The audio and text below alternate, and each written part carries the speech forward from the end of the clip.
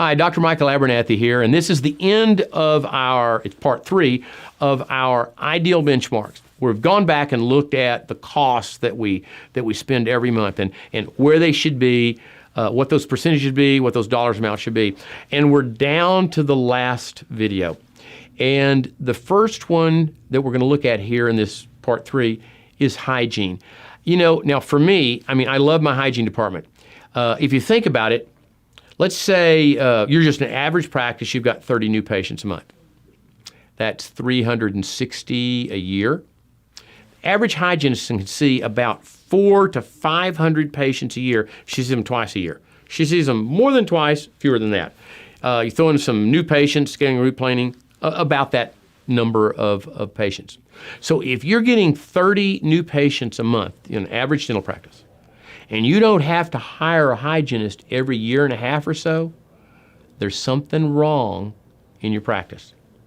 Now, so what does hygiene look like in a fast, quick deal? Hygiene should be able to produce around $1,100 to $2,500 a day unadjusted production. They've got to produce at least 3 times what they're paid. So let's say they're paid, $40 an hour. Then they work 8 hours, and that'd be 8 times 40 or 320. But that's not what you pay them. It's 320, their hourly pay, but you got to add on taxes, benefits, holidays, all those other things. So instead of being 320, it's probably 350, 360. So for them to produce at the level we need them to produce at, 3 times that, they're going to be well over $1,000 a day in production, adjusted production of well over, because again, you can't pay what you don't collect. Okay? Now, let's say we look at your entire office. Let's say your office is doing $100,000 a month. Your hygiene department should be able to do about a third of that, or $33,000. That could be 1 hygienist, it could be 3, it could be 1 or 2. But again, a good hygienist is going to do somewhere in the range of $18,000 to $30,000 a month in production. But again, of total office production, should be about a third. Ideally, in a well-run, super general dental practice type of practice, we need to have twice the number of hygiene hours as doctor hours. Now, what does that mean? Okay, it means that, if you're working, 8 hours a day, 4 days a week, then we want to have twice the number of hygiene hours to do that. Now, the next area is substantial cases. So I need to kind of define this for you. The essence of scheduling, the essence of productivity and profit are substantial cases. So no matter who you are, where you are, if you're a dentist, 60% of the production, so that would be the dollar amount, 60% of your production has to come from substantial cases. Now, what's a substantial case? It's anything that is at or about the value of a crown.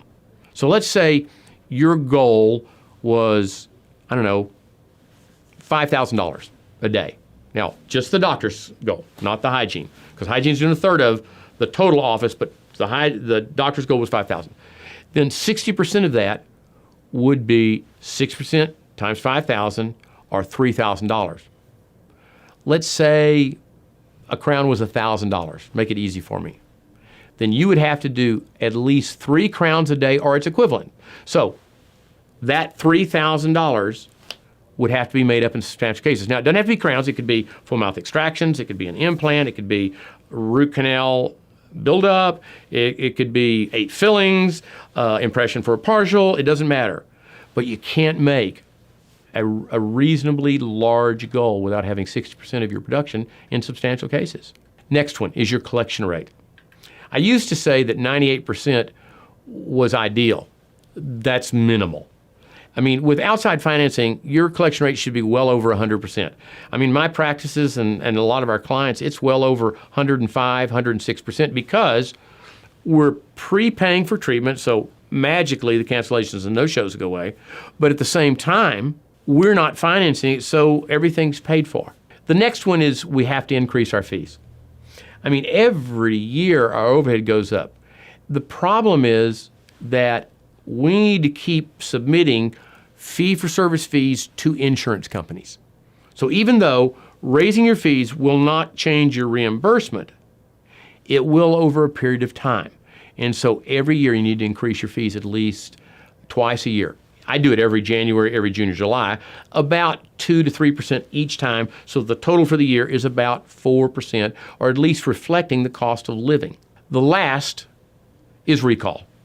I mean, if hygiene department is kind of the hub on which a practice operates. All the new patients are focused through there, and if they do a great job of inspiring them, they come back through there, and 67% of all dentistry do come out of recall hygiene, then recall is real important.